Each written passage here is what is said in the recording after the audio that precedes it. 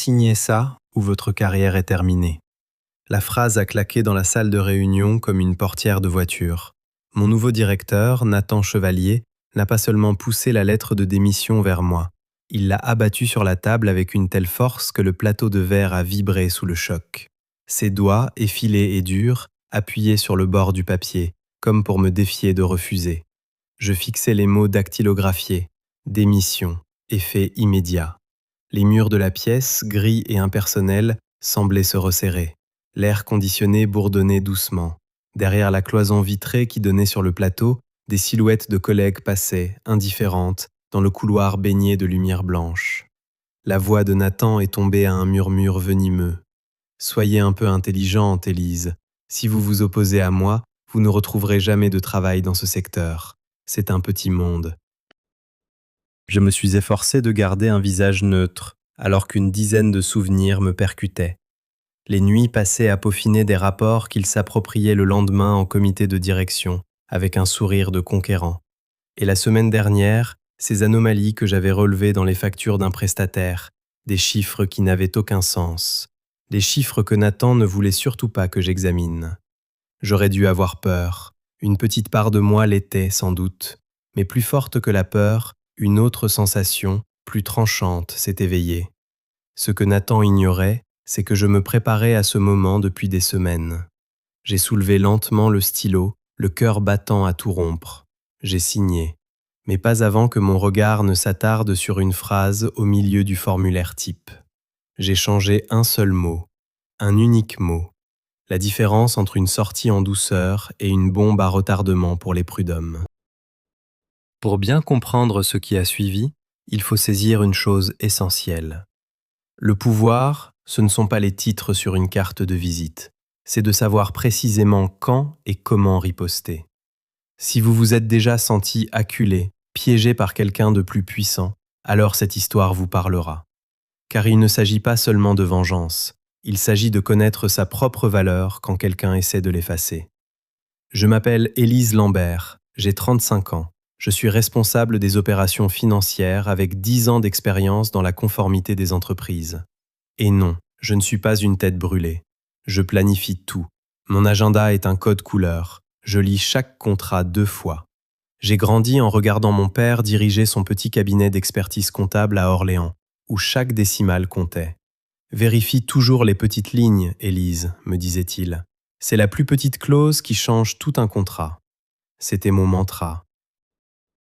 C'est comme ça que je suis passé d'analyste junior à la gestion de portefeuille de plusieurs millions d'euros.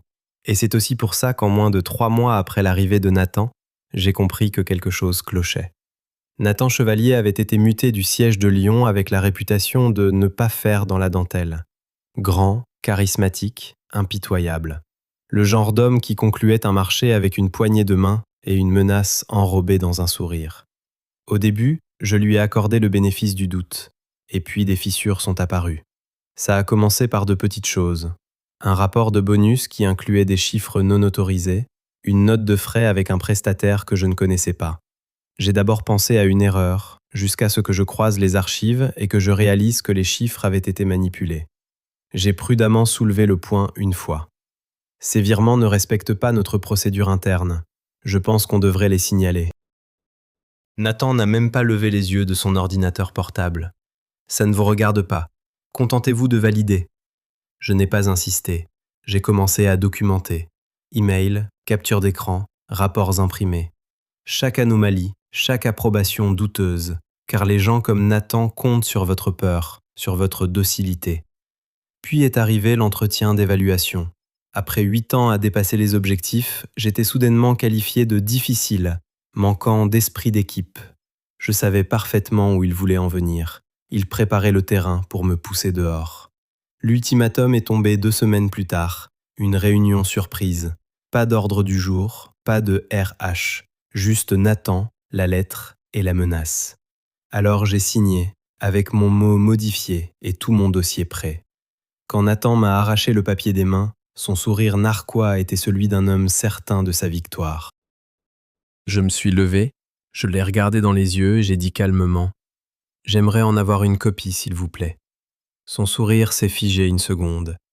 Les RH vous enverront ça, a-t-il balayé, me congédiant comme si je n'étais rien. J'ai hoché la tête. Car demain, les RH allaient en effet faire le suivi. Et Nathan Chevalier allait découvrir ce qui arrive quand on menace quelqu'un qui sait exactement quel pouvoir un seul mot peut détenir.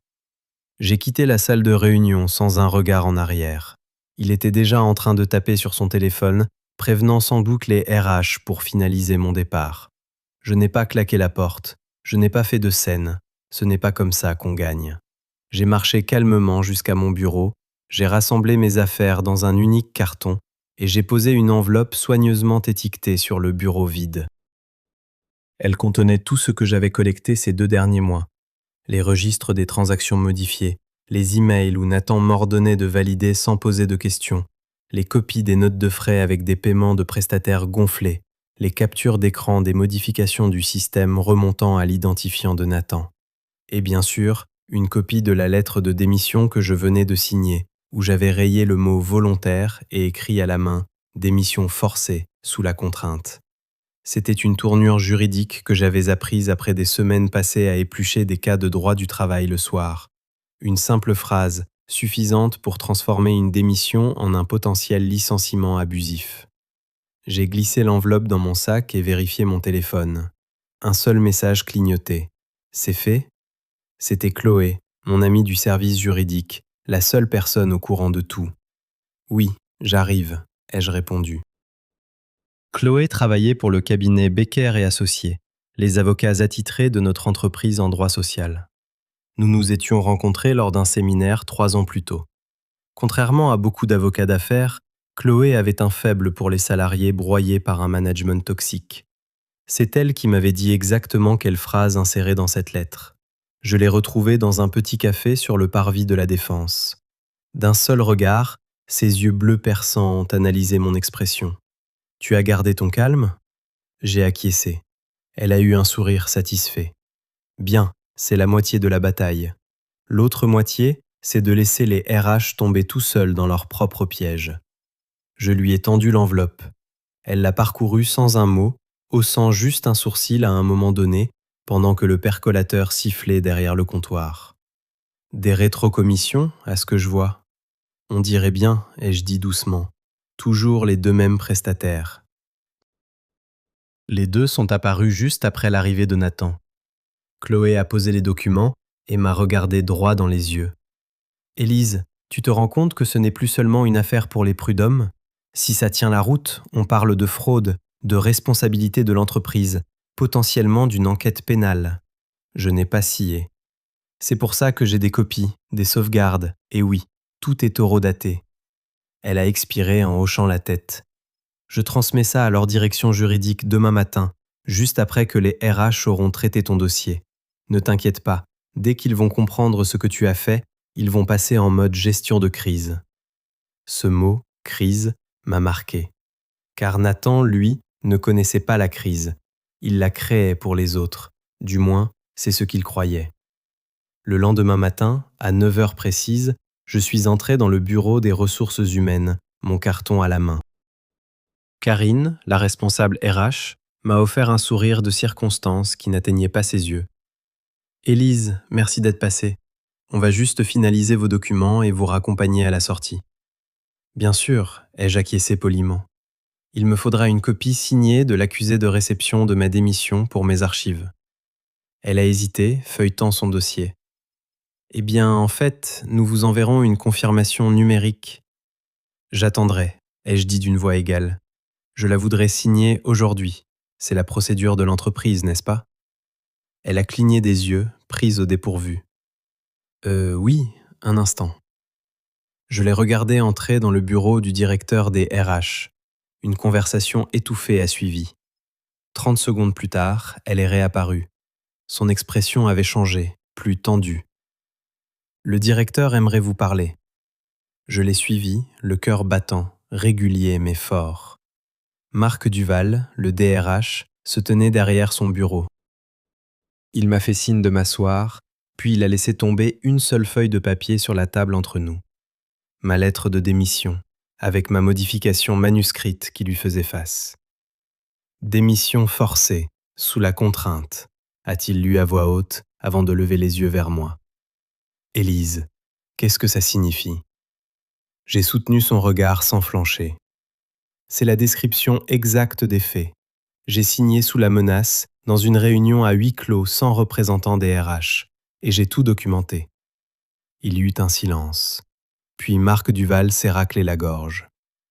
Je vois. Nous allons devoir examiner cela plus en détail avant de finaliser quoi que ce soit. J'ai hoché la tête en me levant pour partir. J'attendrai de vos nouvelles, mon avocate aussi. En sortant dans le couloir, je l'ai vu, une silhouette au loin. Nathan, près des ascenseurs. Il riait avec un autre cadre, persuadé d'avoir gagné. Je suis passé devant lui sans le saluer, car le lendemain, les RH allaient le convoquer. Et Nathan Chevalier allait apprendre que le plus petit mot sur une page pouvait détruire tout ce qu'il avait bâti sur l'intimidation. L'appel est arrivé le lendemain matin, à 8h12. Je sirotais mon café quand mon téléphone s'est allumé sur un numéro que je connaissais, la ligne directe des RH. J'ai pris une profonde inspiration avant de répondre. Élise Lambert, j'écoute. Élise, c'est Marc Duval. Sa voix semblait plus rigide que la veille. Nous avons examiné le document que vous avez soumis hier. Nous aurions besoin que vous veniez ce matin pour une discussion formelle. J'ai laissé passer un instant. Mon avocate sera-t-elle la bienvenue à cette discussion? Une pause. Oui, ce serait préférable. J'ai raccroché, envoyé un texto à Chloé et je l'ai retrouvée dans le même café près de la Défense vers 8h45. Elle m'attendait déjà, un expresso serré devant elle. Ils ont appelé? A-t-elle demandé sans lever les yeux de sa tablette. J'ai hoché la tête. Marc veut une discussion formelle. Chloé a refermé sa tablette avec un sourire satisfait. Parfait, ça veut dire qu'ils ont compris qu'ils sont dans le pétrin. Allons-y. Nous sommes arrivés à l'étage des RH juste avant 9h. En entrant, j'ai tout de suite senti l'ambiance. Le bavardage détendu habituel du matin avait disparu. Les gens se déplaçaient vite, tête baissée. Le silence dans l'open space n'était rompu que par le cliquetis des claviers. Dans la grande salle de réunion, Marc Duval était assis en bout de table. À côté de lui, Karine, dont le sourire poli avait été remplacé par une expression crispée. À ma grande surprise, Pascal Le Guen, le directeur juridique de l'entreprise, était également présent. « Mademoiselle Lambert, maître, merci d'être venue », a commencé Marc. J'ai hoché la tête. Chloé lui a jeté un regard froid. Nous avons examiné la lettre de démission et les circonstances qui l'entourent. Nous sommes préoccupés par la tournure que vous avez ajoutée et les allégations que vous avez soumises. J'ai croisé son regard. J'ai tout documenté, Marc. Je ne voulais pas en arriver là, mais Nathan Chevalier ne m'a pas laissé le choix. Il s'est agité sur sa chaise. Nous avons également commencé un audit interne des anomalies financières que vous avez mises en évidence, a-t-il ajouté. Pascal Le Guen est intervenu. Si ces anomalies sont avérées, et les vérifications préliminaires suggèrent qu'elles pourraient l'être, la situation dépasse le droit du travail. Chloé s'est légèrement penchée en avant. Je suis heureuse que vous reconnaissiez la gravité de la situation. Nous attendons de l'entreprise qu'elle prenne des mesures immédiates, à commencer par les agissements de M. Chevalier. Marc a acquiescé, la mâchoire serrée. M. Chevalier est convoqué pour une réunion plus tard dans la matinée. J'ai senti mon cœur battre un grand coup. C'était en train de se produire. À travers la paroi de verre, j'ai vu Nathan traverser le plateau, flanqué de Karine et Marc. Il avait l'air irrité. Pas nerveux, pas encore. J'ai remarqué quelque chose. Les gens ne lui souriaient pas. Ils détournaient le regard. Ils ont disparu dans la salle de réunion. Chloé est venue à mes côtés. « Il ne sait pas encore », a-t-elle murmuré. J'ai hoché la tête. Ça ne va pas tarder. À travers la vitre, j'ai vu Marc faire glisser un dossier sur la table. Nathan l'a pris, y a jeté un œil et son expression a changé. Son léger rictus a vacillé. Il a dit quelque chose, mais Marc a secoué la tête. Pascal s'est penché, pointant un document. Les épaules de Nathan se sont redressées, sur la défensive. Chloé a murmuré. Et voilà. Un instant plus tard, les yeux de Nathan se sont levés et ont croisé les miens. Pour la première fois depuis son arrivée, J'ai vu, pas de l'arrogance, la peur. Et à ce moment précis, j'ai su que l'emprise de Nathan Chevalier sur cette entreprise venait de se briser. Pour un homme comme lui, la peur était un sentiment étranger.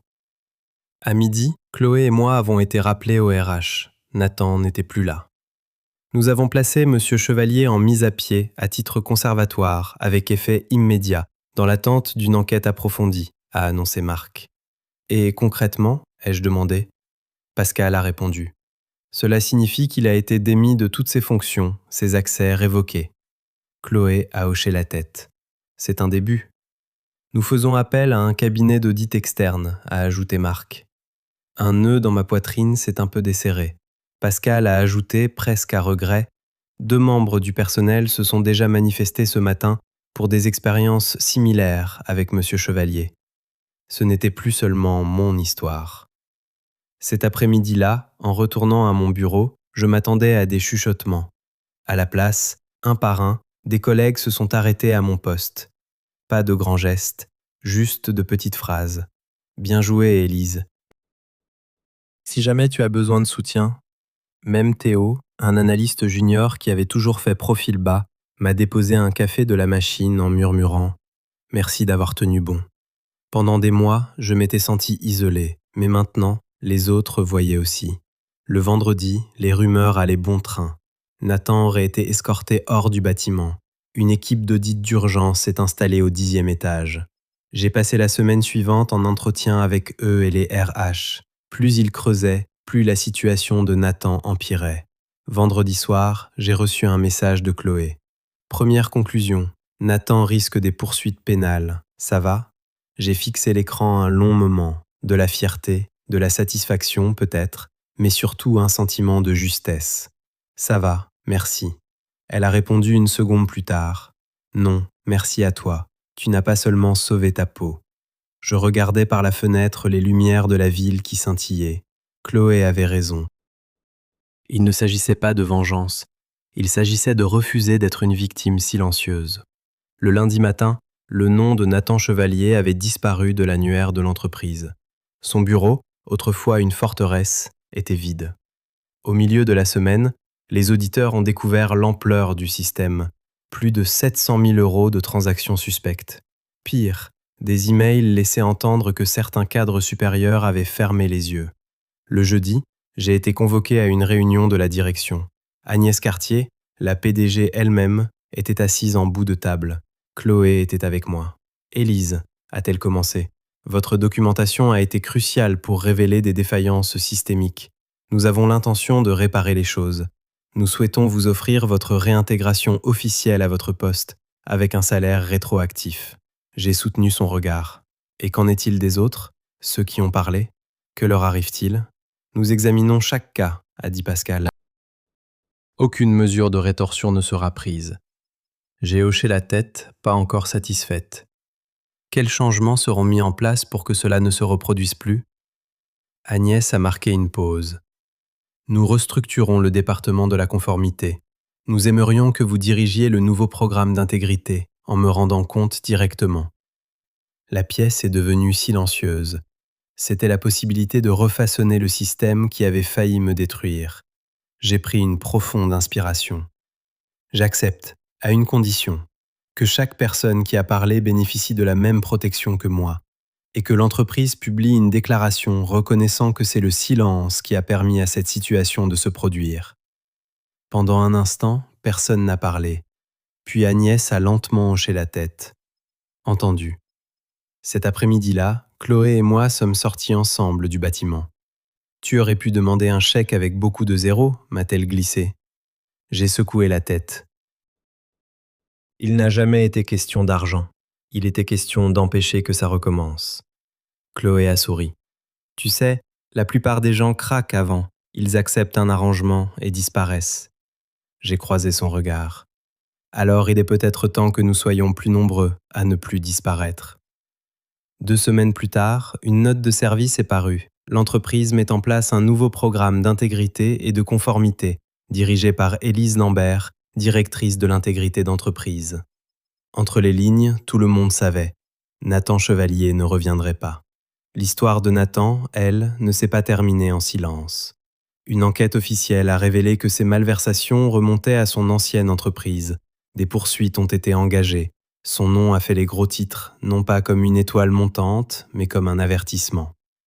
Un soir, en rentrant chez moi, l'air frais sur le visage, je repensais à cette réunion face à lui. Me dresser contre lui ne m'a pas détruite. Ça a redéfini ma carrière. Au final, il s'agissait de se réapproprier l'espace dont on avait essayé de m'expulser. Et peut-être, il s'agissait simplement de cette vérité que mon père m'avait apprise. Les plus petits détails changent les plus grands destins. Un mot sur une lettre de démission, un choix de parler, un refus de se taire. Le pouvoir n'appartient pas à ceux qui menacent, il appartient à ceux qui refusent de se laisser intimider.